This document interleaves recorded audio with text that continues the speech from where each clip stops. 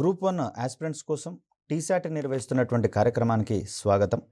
ఈ వీడియోలో మనం ఐసీటీ బేసిక్స్ ఇన్ కంప్యూటర్స్ అనేటటువంటి టాపిక్ ఏ విధంగా ప్రిపేర్ కావాలి, ఇదివరకు వచ్చినటువంటి ప్రశ్నల యొక్క సరళి ఏ విధంగా ఉంది, అదేవిధంగా ఆ స్ట్రాటజీకి అనుగుణంగా మన ప్రిపరేషన్ సరళి ఏ విధంగా ఉండాలి, మరికొన్ని ముఖ్యమైనటువంటి అంశాలు తెలుసుకునే ప్రయత్నం చేద్దాం. దాంతోపాటుగా కంప్యూటర్లు అంటే ఏంటి, వాటికి సంబంధించినటువంటి ప్రాథమిక భావనలు, వీటిని కూడా తెలుసుకునే ప్రయత్నం చేద్దాం. సో ఇక్కడ ముఖ్యంగా గమనిస్తే సిమిలారిటీ ఉన్నటువంటి ఈ ఐసీటీ అండ్ బేసిక్స్ ఇన్ కంప్యూటర్స్కి సంబంధించి చూస్తే ఇది ఒక టాపిక్ కాగా, సెకండ్ టాపిక్గా మనకు యూనిట్ 2లోనే కమ్యూనికేషన్స్ అనేటటువంటిది కూడా మనకు ప్రధానంగా ఇవ్వడం జరిగింది. దీనితో పాటుగా యూనిట్ 1లో మనకు ఎమర్జింగ్ టెక్నాలజీస్ అనేటటువంటి ఒక టర్మ్ కూడా వాడడం జరిగింది. ఈ ఎమర్జింగ్ టెక్నాలజీస్ వీటన్నింటినీ ముడిపెట్టుకొని మనం చదువుకోవాల్సి వస్తుంది. కాకపోతే అన్నింటినీ ఒకటే చోట తీసుకుంటే సుదీర్ఘ కాలయాపన జరుగుతున్నట్లుగా కనిపిస్తూ ఉంటుంది. అంటే చాలా అంశాలు ఎక్కువగా మనం డిస్కస్ చేసుకుంటున్నాం ఒకటే టాపిక్కి సంబంధించి అనిపిస్తుంది. కానీ ప్రధానంగా చూస్తే కమ్యూనికేషన్స్ రంగంలో ప్రస్తుతము ఇంటర్నెట్ అనేటటువంటిది ప్రధానంగా ఉంది. కాబట్టి ఇంటర్నెట్కి సంబంధించినటువంటి అంశాలు కావచ్చు, మొబైల్ కమ్యూనికేషన్ టెక్నాలజీకి సంబంధించినటువంటి అంశాలు కావచ్చు, అదేవిధంగా చూస్తే సోషల్ మీడియాకు సంబంధించినటువంటి అంశాలు, ఇవన్నీ కూడా మనము కమ్యూనికేషన్స్లో భాగంగా చూస్తాం. బేసిక్స్ ఇన్ కంప్యూటర్స్లో భాగంగా కంప్యూటర్ అంటే ఏంటి, కంప్యూటర్కి సంబంధించినటువంటి రకాలు లేదా వర్గీకరణ ఏ విధంగా ఉంది, కంప్యూటర్ యొక్క ప్రయోజనాలు ఏ విధంగా ఉన్నాయి, అదేవిధంగా డిజిటల్ ఇండియాకు సంబంధించి కూడా కొన్ని అంశాలు మనం తెలుసుకోవాల్సి వస్తుంది. ఈ క్రమంలో భారతదేశంలో ఉన్నటువంటి సూపర్ కంప్యూటర్ల యొక్క అభివృద్ధి పరిణామ క్రమాన్ని మనం అధ్యయనం చేయాల్సి వస్తుంది. అదేవిధంగా భారతదేశంలో ప్రధానంగా వినియోగించబడుతున్నటువంటి సూపర్ కంప్యూటర్ల గురించి కూడా మనం ప్రధానంగా అక్కడ నేర్చుకోవాల్సి వస్తుంది. దీనితో పాటుగా ఇటీవల కాలంలో కొన్ని కొత్త కాన్సెప్ట్స్ అనేవి రావడం జరిగింది. డిజిటల్ డివైడ్ అనేటటువంటిది ఇది గతంలో ప్రశ్నగా కూడా అడిగినటువంటి అంశం చూస్తాం. అదేవిధంగా నెట్ న్యూట్రాలిటీకి సంబంధించి ఇక్కడ ఎమర్జింగ్ టెక్నాలజీస్ విషయానికి వస్తే ఐఓటీ, ఇంటర్నెట్ ఆఫ్ థింగ్స్ అనేటటువంటిది, అదేవిధంగా బిగ్ డేటాకి సంబంధించి, క్లౌడ్ కంప్యూటింగ్కి సంబంధించి, అదేవిధంగా మరొక అడుగు ముందుకు వేస్తే మెటావర్స్కి సంబంధించినటువంటి ఆగ్మెంటెడ్ రియాలిటీ కావచ్చు, వర్చువల్ రియాలిటీ కావచ్చు, ఇవన్నీ కూడా మనకు ఎమర్జింగ్ టెక్నాలజీస్లో భాగంగా నేర్చుకునే అంశాలే. అదేవిధంగా బ్లాక్ చైన్ టెక్నాలజీ. సో ఇవన్నీ కూడా మనకు ఎమర్జింగ్ ఏరియాస్గా కనిపిస్తూ ఉంటాయి. స్థూలంగా చెప్పాలంటే అన్నీ ఒకదానితో ఒకటి ఇంటర్లింక్గా ఉన్నటువంటి సబ్జెక్ట్సే, టాపిక్సే. కానీ ఒక్కొక్క యూనిట్లో ఇస్తూ ఉండడం వల్ల వాటిని విభిన్నమైనటువంటి అంశాలుగా పరిగణించే అవకాశం ఉంది. లేదా కేవలం మనము ఐసీటీ బేసిక్స్ ఇన్ కంప్యూటర్స్కి మాత్రమే లిమిట్ అయితే సుమారుగా 9 వరకు క్వశ్చన్స్ని ఫ్రేమ్ చేసుకోవడం జరిగింది. ఈ లిస్టులో మరి ఇవి లేవు. అలాంటి సందర్భంలో అభ్యర్థులకు వచ్చే సాధారణ సందేహం ఏంటంటే ఐసీటీ అప్పుడే అయిపోయిందా, బేసిక్స్ ఇన్ కంప్యూటర్స్ అనే టాపిక్ అప్పుడే అయిపోయిందనే ఓరియంటేషన్ రావచ్చు. కాకపోతే ఇది మనము యూనిట్ 1లో భాగంగా ఎమర్జింగ్ టెక్నాలజీస్లో భాగంగా వీటన్నింటిని నేర్చుకునే ప్రయత్నం చేస్తాం. మొబైల్ కమ్యూనికేషన్ టెక్నాలజీకి సంబంధించి, అదేవిధంగా మొబైల్ ఫోన్స్ యొక్క జనరేషన్స్కి సంబంధించి, అదేవిధంగా మొబైల్ ఫోన్లలో కావచ్చు, కమ్యూనికేషన్ నెట్వర్క్స్లో కావచ్చు, మల్టీప్లెక్సింగ్ అనేటటువంటి పద్ధతి ఒకటి ఉంది. ఆ మల్టీప్లెక్సింగ్కి సంబంధించినటువంటి అంశాలు మొత్తం కూడా మనం ఇక్కడ కమ్యూనికేషన్స్ అనే టాపిక్లో భాగంగా నేర్చుకుంటూ ఉంటాం. అంటే స్థూలంగా చెప్పాలంటే విభిన్నమైనటువంటి అంశాలు టాపిక్ల వారీగా స్ప్లిట్ చేసినటువంటి క్రమంలో దీన్ని మనం చూస్తాం. సందర్భానుసారం వీటిని నేర్చుకునేటటువంటి ప్రయత్నం చేద్దాం. ఈ క్రమంలో ప్రీవియస్ క్వశ్చన్స్ స్ట్రాటజీని ఒకసారి కనుక మనం గమనిస్తే 2017లో ఇది ఏపీకి సంబంధించినటువంటి ఎగ్జామ్ అయినా కూడా ఎస్ఎన్టీ పాయింట్ ఆఫ్ వ్యూలో ఇది నేషనల్ ప్రయారిటీ ఉన్నటువంటి అంశంగా మనం గమనిస్తూ ఉన్నాం. కాబట్టి అక్కడి స్ట్రాటజీని కూడా మనము గమనిస్తే ఎటువంటి క్వశ్చన్స్ వచ్చేందుకు అవకాశం ఉందో మనకు అర్థమయ్యే ఛాన్స్ ఉంది. ఇక్కడ బిగ్ డేటా అంటే మీరు ఏం అర్థం చేసుకుంటారు? ముఖ్యంగా చూస్తే ఇది ఎమర్జింగ్ టెక్నాలజీకి సంబంధించినటువంటి అంశంగా మనకు కనిపిస్తుంది యూనిట్ 1లో భాగంగా. ఈ విషయంలో భారత్ చేపట్టిన చర్యలను చర్చిస్తూ సవాళ్లను మరియు అవరోధాలను పేర్కొనండి. ముఖ్యంగా చూస్తే ఐఓటీ రంగంలో కావచ్చు, బిగ్ డేటా ఎనలిటిక్స్ అనాలండి దీని వాస్తవానికి. బిగ్ డేటా ఎనలిటిక్స్ ఇప్పుడు అత్యంత డిమాండ్ ఉన్నటువంటి అంశం ఇది. బిగ్ డేటా సైన్స్కి సంబంధించిన నిపుణులకు ఎక్కువ ప్రాధాన్యత అనేది ప్రస్తుతం అందించబడుతుంది. అదేవిధంగా బ్లాక్ చైన్ కావచ్చు, వీటన్నిటికీ కొన్ని సారూప్యతలు ఉన్నాయండి. అంటే ఈ రంగాలలో ఉన్నటువంటి సవాళ్ళు కావచ్చు, వాటికి సంబంధించిన పరిష్కార మార్గాలు కావచ్చు, అదేవిధంగా సంబంధిత సమస్యలకు తీర్చడానికి గాను భారత ప్రభుత్వం చేపట్టిన చర్యలు వీటన్నిటికి కూడా సిమిలారిటీస్ ఉంటాయి. ఒకటే పాయింట్ ఆఫ్ వ్యూలో వాటికి సంబంధించినటువంటి ఆన్సర్స్‌ని ఫ్రేమ్ చేసేందుకు అవకాశం ఉంది. అదేవిధంగా చాయిస్‌కి సంబంధించిన అంశం. యాక్చువల్‌గా మనకు ఏ ఆర్ బి అనేటటువంటి 2 క్వెషన్స్ ఇవ్వడం జరుగుతుంది. దీంట్లో ఏదో ఒకదాన్ని మనం రాస్తే సరిపోతుంది. ఇంటర్నెట్ ఆఫ్ థింగ్స్ అతిపెద్ద సాంకేతిక విప్లవంగా ఉండబోతుందని అంచనా. ఇది భారత్‌పై చూపగల ప్రభావాన్ని పరిశీలించండి. ఐఓటీ అంటాం కదా దీన్ని. అంటే ఇంటర్నెట్‌కి అనుసంధానించాల్సిన అవసరం లేని పరికరాలు కొన్ని ఉంటాయి. వాటిని కూడా ఇంటర్నెట్‌కి కొన్ని సెన్సార్ల ద్వారా అనుసంధానిస్తూ వాటి యొక్క ప్రయోజనాలను పొందడానికి గాను వాటిని రిమోట్‌లీ ఆపరేట్ చేసేటటువంటి అవకాశం ఉంటుంది ఇంటర్నెట్ మాధ్యమంగా.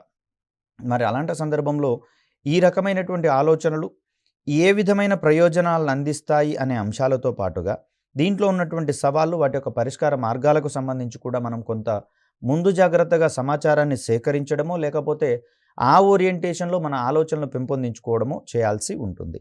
అదేవిధంగా చూస్తే ప్రధానమంత్రి గ్రామీణ డిజిటల్ సాక్షరతా అభియాన్ నేపథ్యాన్ని మరియు ముఖ్యాంశాలను వివరించండి. ఇక్కడ మనకు డిజిటల్ ఇండియా రాకతో దేశవ్యాప్తంగా ఉన్నటువంటి ప్రజలందరికీ డిజిటల్ అక్షరాస్యత అందించడం కోసం డిజిటల్ లిటరసీ మిషన్ అనేటటువంటిది ఎస్టాబ్లిష్ చేయడం అనేది జరిగింది. అంటే యుద్ధ ప్రాతిపదికన భారతదేశంలో ఉన్నటువంటి పౌరులందరికీ కూడా డిజిటల్ అక్షరాస్యతను అందించాలనేటటువంటిది ఇక్కడ ప్రధాన ఉద్దేశం. చదువుకున్నటువంటి యువతకు డిజిటల్ అక్షరాస్యత అవసరమా అంటే ప్రస్తుతము చదువుకున్నటువంటి యువత కావచ్చు, ఉన్నత ఉద్యోగాలలో ఉన్నటువంటి వారు కూడా సైబర్ క్రైమ్ బారిన పడుతున్నటువంటి పరిస్థితులలో మరి వారికి ఉన్నటువంటి అక్షరాస్యతను కానీ అవగాహనను కానివ్వండి సరైన కోణంలో వినియోగించుకోలేకపోతున్నారు అనేది ఇక్కడ మనం గమనించవచ్చు. మరి దానికి అనుగుణమైనటువంటి అవగాహన కార్యక్రమాలను మనకి ఇందులో భాగంగా ఇస్తారు. మరీ ముఖ్యంగా చూస్తే గ్రామీణ ప్రాంతాల్లోని వారికి కూడా ఇటువంటి అక్షరాస్యతను అందించేటటువంటి క్రమంలో ప్రధానమంత్రి గ్రామీణ డిజిటల్ సాక్షరత అభియాన్ దీన్నే మనము పిఎంజి దిశగా పేర్కొంటాం. కొన్ని సందర్భాలలో ఈ అబ్రివేటెడ్ టర్మినాలజీని కూడా మనం అర్థం చేసుకోవాల్సినటువంటి అవసరం ఉంది. దాని యొక్క నేపథ్యము ముఖ్యాంశాలను కూడా అడగడం జరిగింది 2017 ఎగ్జామ్ పేపర్లో భాగంగా. ఇది 2016లో మనకు అంత క్రితం జరిగినటువంటి గ్రూప్ 1 మెయిన్స్ని క్యాన్సిల్ చేసి మళ్ళీ రీ ఎగ్జామ్ పెట్టడం అనేది జరిగింది. దీంట్లో భాగంగా ఐసీటీస్ అంటే ఏంటి, ఇన్ఫర్మేషన్ కమ్యూనికేషన్ టెక్నాలజీ యొక్క అబ్రివేషన్గా మనకి ఇక్కడ ఐసీటీ అనేది కనబడుతుంది. ముఖ్యంగా చూస్తే ఐటీకి ఐసీటీకి చాలా డిఫరెన్స్ ఉందండి. ఐటీ అనేది కంప్యూటర్లను ఉపయోగించుకొని అభివృద్ధి చెందినటువంటి ఒక సెక్టార్గా మనకి ఇక్కడ కనిపిస్తుంది. ఒక రంగంగా వ్యవసాయ రంగం ఏ విధంగా అయితే ఉందో కంప్యూటర్లను డిజైన్ చేసుకొని వాడుకోవడం ద్వారా అభివృద్ధి చెందినటువంటి ఒక సెక్టార్, ఒక రంగంగా ఐటీ అనేది కనిపిస్తూ ఉంటే ఐసీటీ అనేది ఐటీ రంగంలో ఒకానొక చిన్న విభాగంగా మనకి ఇక్కడ కనిపిస్తుంది. ముఖ్యంగా చూస్తే విద్యా సంబంధమైనటువంటి అంశాలు ప్రధానంగా ఐసీటీ ద్వారా పరిష్కరించబడతాయని మనకు నిపుణులు విశ్లేషిస్తూ ఉన్నారు. కాబట్టి సో ఈ ఐసీటీ ప్రస్తుతం ఉన్నటువంటి సామాజిక నిర్మాణం అడ్డంకులను అధిగమించగలుగుతాయా వివరించండి. పట్టణీకరణకు సంబంధించినటువంటి అంశాలలో కూడా పట్టణాలలో అనేకమైనటువంటి ఆర్థిక అవకాశాలను పొందేటటువంటి క్రమంలో యువత కావచ్చు, అక్కడ ఉన్నటువంటి ప్రజలు ఎవరైనా సరే కమ్యూనిటీకి సంబంధించి అంటే తమ యొక్క కులానికి సంబంధించినటువంటి భావనలో కొంచెము లిబరల్ ఆలోచనలతో ఉన్నట్లుగా మనకి ఇక్కడ కనిపిస్తూ ఉంది. కేవలం పట్టణాలలో నివసించేటటువంటి వారు తమ యొక్క ఆదాయ మార్గాలను పెంపొందించుకునేటటువంటి క్రమంలో ఇతరులతో మరింత కలివిడిగా తిరుగుతున్నటువంటి పరిస్థితులు కనిపిస్తూ ఉన్నాయి. అక్కడ కులతత్వం కావచ్చు, మతతత్వం కావచ్చు, కొంత వాటి యొక్క ధోరణులను తగ్గించుకుంటున్నట్లుగా కనిపిస్తూ ఉంది. మరి అలాంటి సందర్భంలో ఐసీటీ ఆధారంగా చూస్తే ముఖ్యంగా నైపుణ్యాలకు పెద్దపీట తప్పిస్తే కులాలు మతాలకు అనేది అక్కడ తక్కువ ప్రయారిటీ ఇవ్వబడుతుంది. సో ఎవరైతే నైపుణ్యం కలిగి ఉంటారో వారికి కులంతో కానీ మతంతో కానీ సంబంధం లేకుండా, వారి ప్రాంతంతో భాషలతో నిమిత్తం లేకుండా అక్కడ ఉపాధి అవకాశాలు వస్తున్నటువంటి పరిస్థితులలో మరి ఐసీటీ అనేది కొన్ని సామాజిక అడ్డంకులను అధిగమించినట్లుగా మనం ఇక్కడ చెప్పుకోవచ్చు. పాజిటివ్ కోణాలను మనం ఇక్కడ స్పెసిఫిక్గా మెన్షన్ చేయాల్సి వస్తుంది.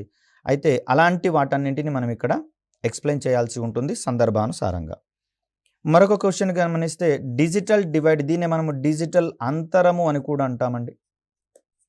అంటే ఇంటర్నెట్ వినియోగించుకునేటటువంటి అవకాశం ఉన్న వర్గాలకు, అవకాశం లేని వర్గాలకు మధ్యలో ఉండేటటువంటి ఆ డిఫరెన్స్ని లేదా అంతరాన్ని మనం ఇక్కడ డిజిటల్ డివైడ్గా చెప్తాం. ముఖ్యంగా చూస్తే పట్టణ ప్రాంతాల వారికి, పల్లెటూర్లలో ఉన్నవారికి, పట్టణాలలో ఉన్నవారికి డిజిటల్ సౌకర్యాలు ఎక్కువగా ఉంటాయి కాబట్టి వినియోగానికి రెడీగా ఉంటాయి. మనకు గ్రామీణ ప్రాంతాల్లో చూస్తే అటువంటి డిజిటల్ బేసిక్ ఇన్‌ఫ్రాస్ట్రక్చర్ ఎక్కువగా ఉండదు కాబట్టి, వారికి వినియోగించుకునేటటువంటి అవకాశం తక్కువగా ఉంటుంది కాబట్టి, అక్కడ ఎక్కువ మందికి ఈ డిజిటల్ వనరులను వినియోగించుకోలేకపోతుండడం వల్ల, వారందరూ కూడా అంతరాన్ని పెంచేటటువంటి క్రమంలో చూస్తాం. మరి ఇంత క్రితం చెప్పుకున్నటువంటి పీఎంజీ దిశ ప్రోగ్రామ్‌ల వంటివి ఈ డిజిటల్ డివైడ్‌ని తగ్గించేటటువంటి క్రమంలో మనకు కనిపిస్తూ ఉన్నాయి కాబట్టి, వాటన్నింటిని మనం సందర్భానుసారంగా పేర్కొనాల్సి వస్తుంది.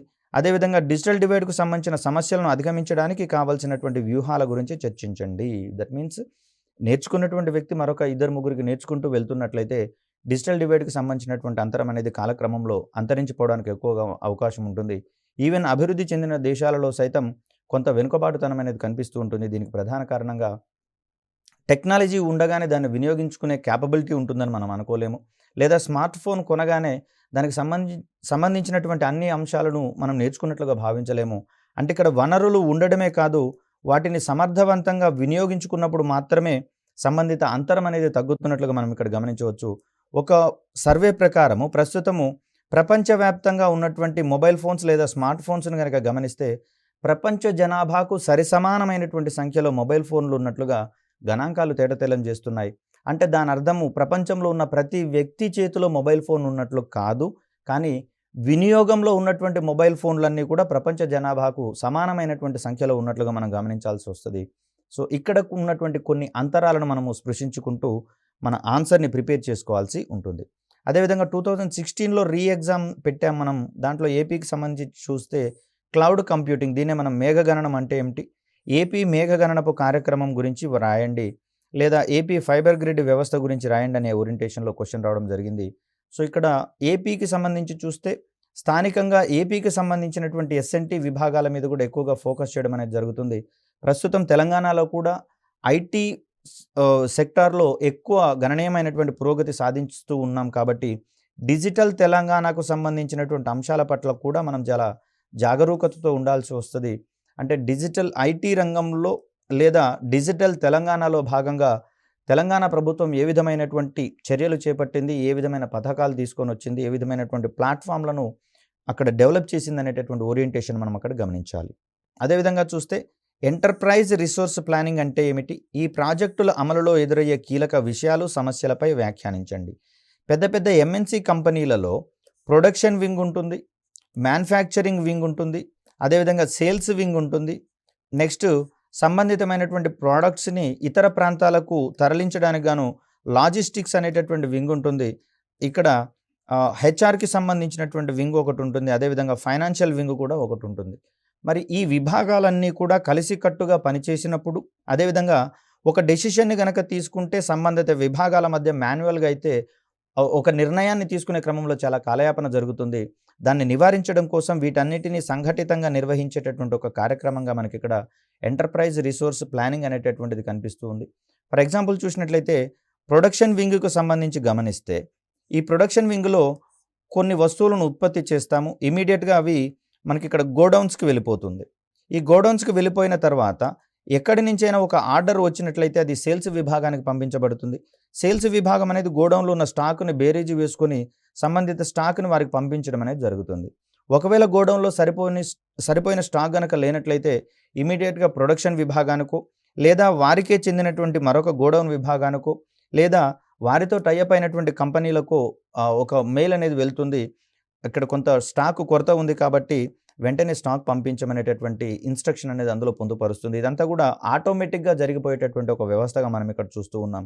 సో, దీని ద్వారా ఎదురయ్యేటటువంటి కీలక సమస్యలు ఏంటి అంటే, పెద్ద పెద్ద కంపెనీలు మాత్రమే వీటిని ఆదరిస్తూ ఉన్నాయి. చిన్న చిన్న కంపెనీలు ఈ ప్రాజెక్ట్‌ని అమలు చేయడానికి ఎక్కువ అమౌంట్ అనేది పడుతూ ఉంది. అదేవిధంగా ఇక్కడ కొంతమంది ఐటీ సెక్టార్‌లోని విషయ నిపుణులను మొత్తంగా చూస్తే వీటి మీద నిరంతరము పనిచేయాల్సి వస్తుంది కాబట్టి, అంత మ్యాన్ పవర్‌ని అది పొందలేక ఈ విషయంలో వెనుకబాటుతనానికి గురవుతున్నటువంటి పరిస్థితి మనకు కనిపిస్తుంది కాబట్టి, వాటిని మనం స్పృశించుకోవాలి.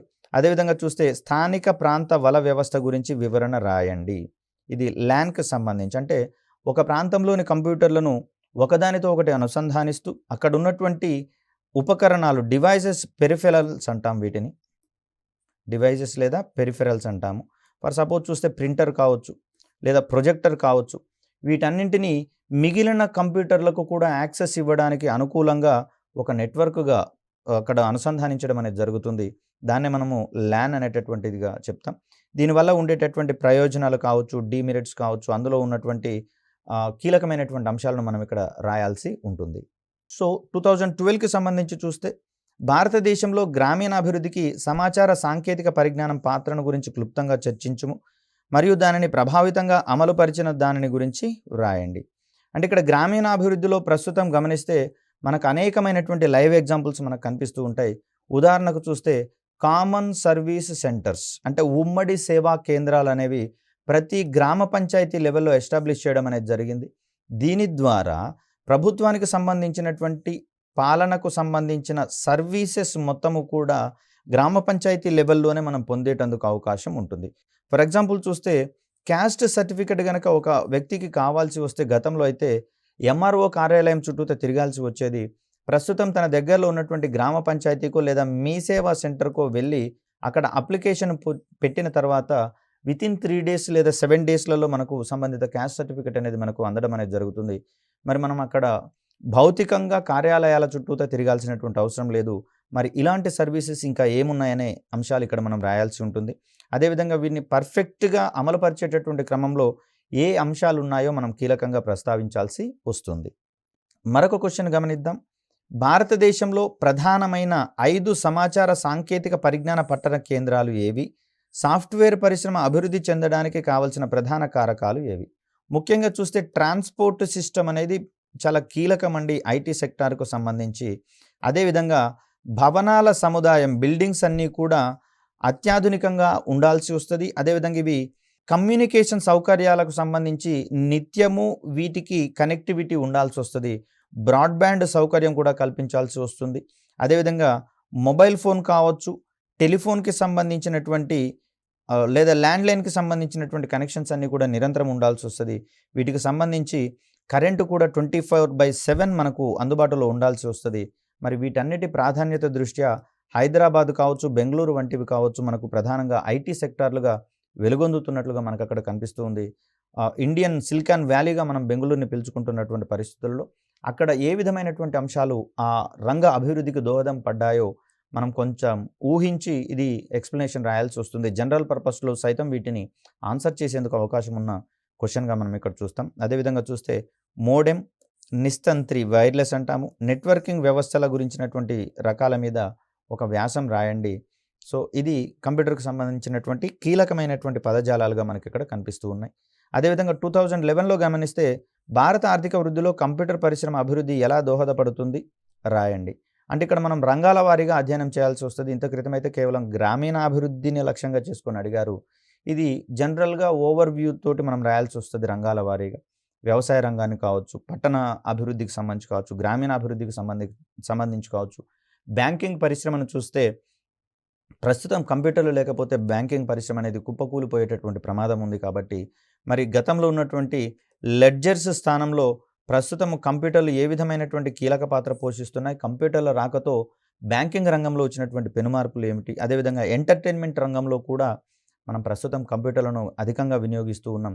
వీటితో పాటుగా ఆర్ట్స్‌కి సంబంధించి కూడా అంటే కళలకు సంబంధించి కూడా మనము గణనీయంగా కంప్యూటర్ల యొక్క వినియోగం అనేది పెరిగింది. మల్టీమీడియా రంగం అనేది ఇక్కడ ఒక ప్రత్యేకమైనటువంటి రంగంగా అభివృద్ధి చెందడం అనేది జరిగింది. మరి అలా ఆ రంగాల వారీగా రాయాల్సి వస్తది. అదేవిధంగా భారత గ్రామీణ ప్రాంతాలపై సమాచార సాంకేతిక ప్రభావం అనేది దీన్ని మనం పాజిటివ్ కోన్స్ చూస్తాం. నెగెటివ్ కోన్స్‌లో కూడా రాయాల్సి వస్తది. కాకపోతే పాజిటివ్‌కి అధిక ప్రయారిటీ ఇచ్చుకుంటూ నెగెటివ్ యొక్క ఇంపాక్ట్స్ ఏ విధంగా ఉన్నాయి, వాటికి సంబంధించి పరిష్కారాలు ఏ విధంగా చేసుకోవచ్చు అనేది కూడా మనం ఇక్కడ రాసే ప్రయత్నం చేయాలి. మరొక సంవత్సరానికి సంబంధించిన క్వెషన్స్‌ని గమనిస్తే 2008లో భారతదేశం ఆర్థిక వృద్ధిలో సాఫ్ట్‌వేర్ అభివృద్ధి యొక్క పాత్రను చర్చించండి. ప్రస్తుతము భారతదేశంలో primary sector, secondary sector, tertiary sector అనేటటువంటి 3 ఉన్నాయి. ప్రాథమిక రంగము, ద్వితీయ రంగము మరియు తృతీయ రంగము. తృతీయ రంగంలో అత్యధిక జీడీపీ వృద్ధిని నమోదు చేస్తున్నటువంటి రంగంగా మనకి ఇక్కడ సర్వీస్ సెక్టార్ అనేది కనిపిస్తుంది. దాంట్లో ప్రధానంగా ఐటీ అండ్ ఐటీఈఎస్ అంటే information technology and information technology enabled services IT ఆధారిత సేవలకు సంబంధించి చూస్తాం. ఇది గణనీయమైనటువంటి అభివృద్ధిని సాధించడం జరిగింది ఇటీవల కాలంలో. మరి దానికి సంబంధించినటువంటి అభివృద్ధి యొక్క పాత్రను మనం ఇక్కడ చర్చించాల్సి వస్తుంది. అదేవిధంగా గ్రామీణ భారతదేశానికి ప్రత్యేకంగా అన్వయంతో ఇన్ఫర్మేషన్ టెక్నాలజీ యొక్క వివిధ అనువర్తనాలను చర్చించండి. అంటే రంగాల వారీగా కంప్యూటర్ల యొక్క అదేవిధంగా ఇన్ఫర్మేషన్ టెక్నాలజీ యొక్క ప్రయోజనాలు ఏ విధంగా అందుతున్నాయి అనేటటువంటిది ఇక్కడ మనం గమనించాల్సినటువంటి క్వశ్చన్గా చూస్తూ ఉంటాం. ఇక్కడ మనము గ్రామీణ భారతదేశానికి అని స్పెసిఫిక్గా అడిగాం కాబట్టి వ్యవసాయ రంగం నుంచి మొదలుకొని మనం వీటిని స్పృశించుకుంటూ వెళ్లాల్సి వస్తుంది. అదేవిధంగా గ్రామీణాభివృద్ధిలో సైతము ఐసీటీ యొక్క అనువర్తనాలు ఏ విధంగా ఉన్నాయనే అంశాలను ఇక్కడ మనం స్పృశించుకోవాల్సి వస్తుంది. సో ఇవి మనకు ప్రధానంగా ఈ సైన్స్ అండ్ టెక్నాలజీ విభాగంలో ఐసీటీకి సంబంధించినటువంటి ప్రాథమిక భావనలుగా మనకి ఇక్కడ చూస్తూ ఉన్నాం. గతంలో అయితే టెక్నాలజీ పాలసీస్ కావచ్చు, టెక్నాలజీ మిషన్స్ కావచ్చు ఒక సెపరేట్ అధ్యాయంలో, అదేవిధంగా ఐసీటీకి సంబంధించి కంప్యూటర్స్కి సంబంధించినటువంటి అంశాలు మరొక యూనిట్లో భాగంగా ఉండేవి. సో దట్ అప్పుడు ఈ 2 టాపిక్స్ కూడా 20 మార్కుల వెయిటేజ్ ఉన్నటువంటి క్వశ్చన్స్గా మనకు కనిపించేది, సిలబస్గా కనిపించేది. ప్రస్తుతం ఈ మూడింటిని కూడా ఒకటే యూనిట్లో అమర్చడం జరిగింది. తద్వారా సిలబస్ని ఒకే చోట కేంద్రీకరించడం ద్వారా వాటి యొక్క వెయిటేజ్ని తగ్గించినట్లుగా మనం ఇక్కడ గమనించాల్సి వస్తుంది. అదే స్పేస్కి సంబంధించి చూస్తే 3rd యూనిట్ అండ్ 4th యూనిట్లలో వాటిని అందించడం జరిగింది. అంటే ఒకటే టాపిక్కి ఇక్కడ మనకు 20 మార్కుల వెయిటేజ్ అనేది వస్తూ ఉంది. మరి మిగిలినటువంటి టాపిక్స్ని కనుక గమనిస్తే, మిగిలిన యూనిట్స్ని కనుక గమనిస్తే మనకు ఒక యూనిట్లో అనేకమైనటువంటి టాపిక్స్ని ఇస్తూ వాటి యొక్క వెయిటేజ్ని క్రమక్రమంగా తగ్గించినటువంటి క్రమాన్ని ఇక్కడ మనం చూస్తాం. ఇక్కడ ఈ అంశాలను కనుక గమనిస్తే ఏ ఒక్క యూనిట్కో అధిక ప్రాధాన్యత ఇస్తూ చదివినట్లయితే అక్కడ ఓరియంటేషన్ దెబ్బతింటుంది, మార్కులు కూడా మనకు తక్కువ వచ్చేందుకు అవకాశం ఉంటుంది. కాబట్టి అభ్యర్థులు ఆయా యూనిట్లలో ఉన్నటువంటి అన్ని టాపిక్స్ని సమగ్రంగా నేర్చుకొని వెళ్తేనే వాటికి సంబంధించినటువంటి క్వశ్చన్స్ వచ్చినప్పుడు మనము రాయడానికి అవకాశం ఉంటుంది. అదేవిధంగా చూస్తే ఒక క్వశ్చన్ యొక్క ఇంపాక్ట్ అనేది, అందులో ఉన్నటువంటి సినాప్సిస్ అనేది వేరే క్వశ్చన్స్లలో కూడా రిఫ్లెక్ట్ అయ్యేందుకు అవకాశం ఉన్నటువంటి దృష్ట్యా వాటన్నింటినీ ఓవర్లాప్ అవుతున్నా కూడా నిర్దిష్టంగానే నేర్చుకోవాల్సినటువంటి అవసరం ఉంది. మనము ఈ ఐసీటీలో ఉన్నటువంటి బేసిక్ క్వశ్చన్గా మనకు కనిపిస్తూ ఉంది, కంప్యూటర్ అంటే ఏమిటి, కంప్యూటర్కు సంబంధించినటువంటి ప్రాథమిక అంశాలను వివరించండి. అంటే కంప్యూటర్ ప్రధానంగా ఏం చేస్తుంది అనే అంశంలో భాగంగా దీని యొక్క ఆన్సర్ని మనం రూపొందించుకోవచ్చు. కంప్యూటర్ అనున్నది కాంప్యూటేర్ అను లాటిన్ పదం నుంచి ఆవిర్భవించడం జరిగింది. లాటిన్ భాషలోని ఈ పదానికి గణించుట, లెక్కించుట లేదా కలిసి ఆలోచించుట అనేటటువంటి అర్థాలు ఉన్నాయి. అందుకే ఓవరాల్గా చెప్పాలి అంటే దీన్ని మనము గణనలు చేయగల ఒక ఉపకరణంగా చెప్పుకుంటాం, పెరిఫెరల్ లేకపోతే డివైస్ అంటాం. స్థూలంగా చెప్పాలంటే ఇది ఒక ఎలక్ట్రానికల్ అండ్ మెకానికల్ డివైస్గా చెప్తాం. గతంలో అయితే కొంత మెకానికల్ వ్యూస్ తోటి ఉండేది, ప్రస్తుతం మొత్తం కూడా ఎలక్ట్రానిక్స్కి సంబంధించినటువంటి అంశాలుగా మనం చూస్తున్నాం. సమస్త సమాచారం మొత్తం కూడా ఎలక్ట్రిక్ సిగ్నల్ల రూపంలో ఒక ప్రాంతం నుంచి, ఒక డివైస్ నుంచి మరొక డివైస్కి వెళ్తూ సంబంధిత కార్యక్రమాలను ఫుల్ఫిల్ చేసుకునేటటువంటి క్రమాన్ని మనం ఇక్కడ గమనించవచ్చు. సో ఇలా చూస్తే ఒక కంప్యూటర్ ఏం పని చేస్తుంది అంటే ఇది స్వతంత్రంగా ఏ పని చేయలేదండి. ఖచ్చితంగా దానిని యూజ్ చేసుకునేటటువంటి యూజర్ లేదా వినియోగదారుడి నుంచి అవసరమైనటువంటి డేటాని అది తీసుకొని తనకు అందించబడినటువంటి సూచనల ద్వారా దాన్ని ప్రాసెస్ చేసి మనకు అందించే ప్రయత్నం చేస్తుంది. వాటిని టెక్నికల్ టెర్మినాలజీలో భాగంగా మనం ఇక్కడ చూడాల్సి వస్తుంది. కంప్యూటరు తనకు అందించబడినటువంటి సూచనలు, వీటిని మనం ఇన్స్ట్రక్షన్స్ అంటాం, ద్వారా దానికి ఇచ్చినటువంటి దత్తాంశము, దీన్ని డేటాగా చెప్తాం. డేటాను వినియోగదారునికి కావాల్సిన సమాచారంగా మార్చి అందించగలదు. అంటే ఇక్కడ డేటా అనేది కంప్యూటర్కు అందించబడినటువంటి దత్తాంశంగా చూస్తూ ఉన్నాం. అంటే కంప్యూటర్కి ఏదైతే మనం కీబోర్డు ద్వారా అందిస్తామో అదంతా డేటాగా పరిగణించబడుతుంది. తిరిగి కంప్యూటర్ మనకి ఏదైతే ఇస్తుందో, అందజేస్తుందో దాన్ని మనం ఇన్ఫర్మేషన్గా చెప్తాం. కానీ సాధారణంగా వాడుక భాషలో చూస్తే డేటా అండ్ ఇన్ఫర్మేషన్ రెండింటిని ఒకే ఉద్దేశంతో చెప్తాము.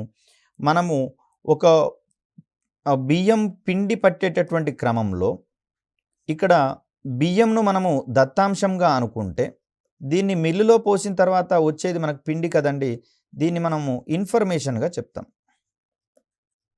బియ్యం అనేది పిండిగా రావడానికి మధ్యలో ఏదైతే చర్యలు జరుగుతాయో దాన్నే మనం ప్రాసెస్గా చెప్తాం. ఈ ప్రాసెస్ జరగడానికి మనం కంప్యూటర్కి అయితే కొన్ని ఇన్స్ట్రక్షన్స్ని, సూచనలను అందించాల్సి వస్తుంది. ఆ సూచనల అనుగుణంగా ఈ దత్తాంశమును అది ప్రాసెస్ చేసి కావలసినటువంటి ఇన్ఫర్మేషన్ని మనకు అందించేటటువంటి ప్రయత్నం చేస్తుంది. అది స్థూలంగా కంప్యూటర్ చేసేటటువంటి పనిగా మనం ఇక్కడ చెప్తాం. ఈ విధంగా కంప్యూటర్కు అందించినటువంటి దత్తాంశమును ఇన్పుట్ అంటాము. వినియోగదారునికి అందించేటటువంటి సమాచారాన్ని దీన్ని మనం ఇన్ఫర్మేషన్గా చెప్తున్నాం కదా, దీన్ని మనము అవుట్పుట్ అంటాము.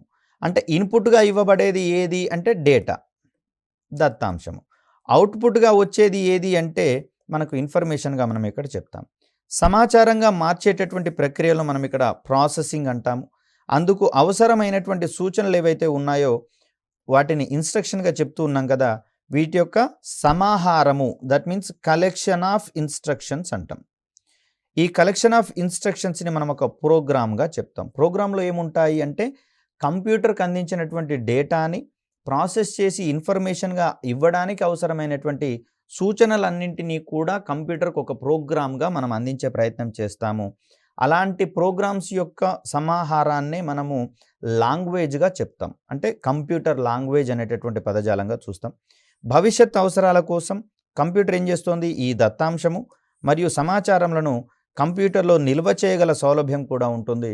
మరొకసారి ఈ రకమైనటువంటి డేటా అవసరమైన పరిస్థితులలో మరి వాటిని మళ్ళొకసారి అందించడానికి వీలు ఉంటే గనక అది ఎక్కువ సమయం పట్టేందుకు అవకాశం ఉంటుంది. కాబట్టి ఆ ఇబ్బంది లేకుండా వాటన్నింటిని కూడా కంప్యూటర్ తన వద్ద ఉన్నటువంటి నిల్వ సాధనాలలో, స్టోరేజ్ డివైజెస్లలో నిల్వ చేసేటటువంటి ప్రయత్నం చేస్తుంది. సో ఈ క్రమంలో చూస్తే కంప్యూటర్ యొక్క పనితీరును ఒకసారి స్థూలంగా చూసే ప్రయత్నం చేద్దాం. ఈ విధంగా కంప్యూటర్ పనితీరును పరిశీలిస్తే అది క్రింది పనులను నిర్వర్తించగలదు. ఇన్పుట్ను తీసుకోగలదు.